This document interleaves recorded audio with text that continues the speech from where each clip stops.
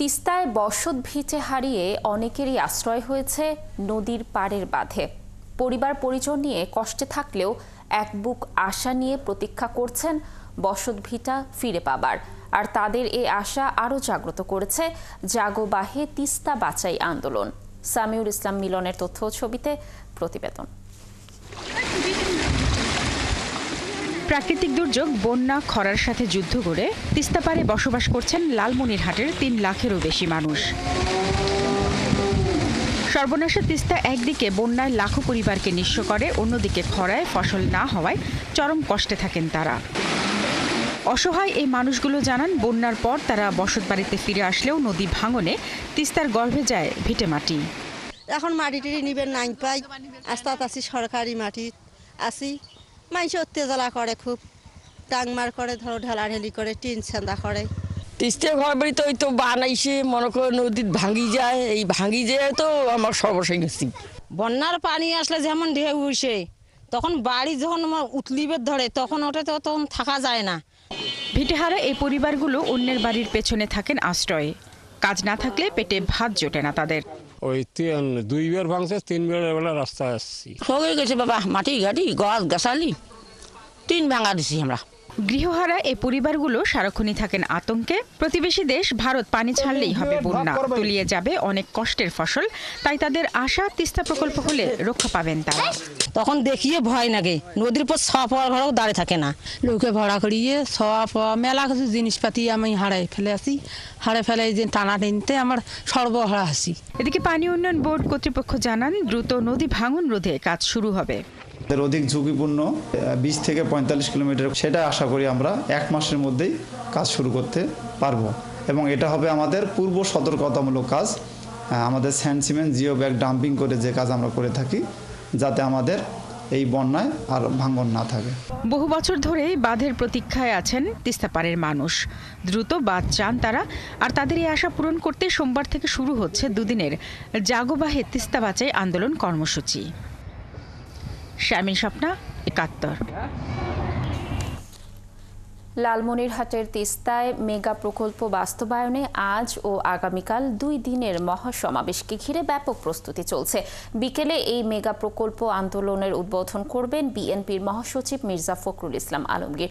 দর্শক, এই বিষয়ে বিস্তারিত জানাতে লালমনিরহাট থেকে যুক্ত হচ্ছেন সহকর্মী সামিউল ইসলাম পাটোয়ারি মিলন। সামিউল, সমাবেশের প্রস্তুতি কেমন চলছে? এই কর্মসূচি নিয়ে আয়োজকরা কি বলছেন এবং তিস্তা পাড়ের যারা রয়েছেন তাদের মধ্যে প্রতিক্রিয়া কি, পুরো বিষয় নিয়ে জানাবেন।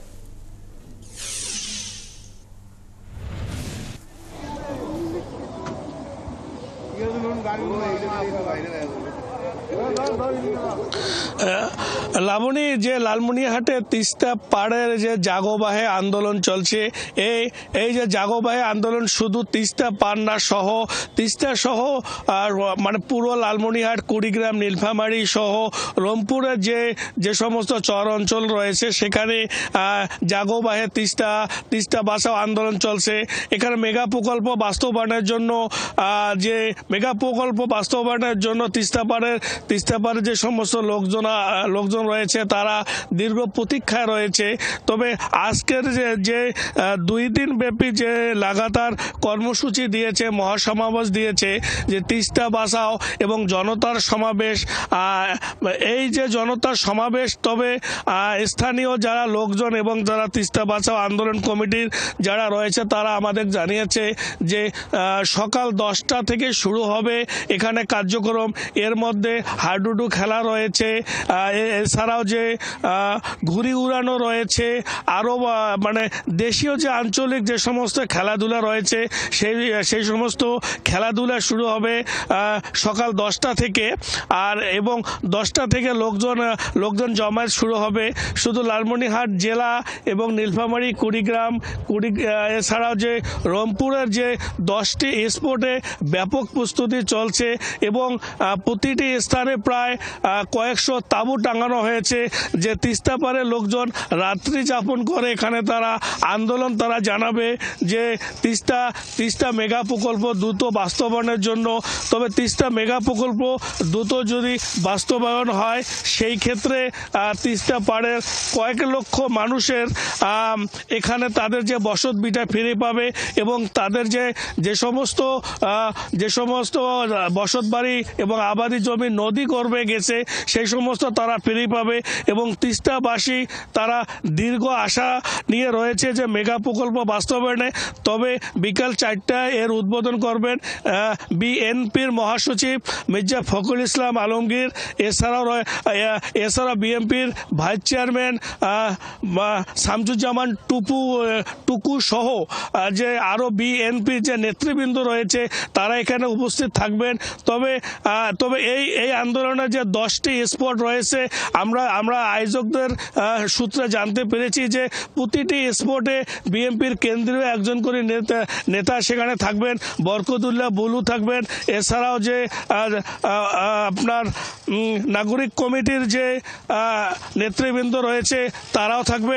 তবে তিস্তাবাসী এই যে তিস্তা মহাপরিকল্পনা মেগা পরিকল্পনা যে বাস্তবায়নের জন্য তারা দীর্ঘ প্রত্যাশী যে এবার মেগা প্রকল্পনা বাস্তবিত হলে যে তিস্তা পারে কয়েক লক্ষ মানুষ তাদের যে পূর্বের অবস্থা তারা অনেকাংশে ফিরে যাবে। তবে এই মেগা প্রকল্পকে কেন্দ্র করে লালমনিরহাট জেলা 10টি সমাবেশে অন্যান্য জেলার স্পটগুলো তো সেখানে প্রায় 10 লক্ষের উপরের মানুষের সমাগমের প্রত্যাশা করছে এই লালমনিরহাটে তিস্তা বাঁচাও সংগ্রাম কমিটির যে সমস্ত আয়োজক রয়েছে। লাবণী, এই ছিল লালমনিরহাটে তিস্তা বাঁচাও আন্দোলনের সর্বশেষ খবর। সামিল, ধন্যবাদ আমাদের সাথে যুক্ত থাকার জন্য। আপনি থাকুন সেখানে, আমরা অবশ্যই পরবর্তী সংবাদে আপনার সাথে যুক্ত হয়ে আবারও সেখানকার তথ্য দর্শকদের জানানোর চেষ্টা করব।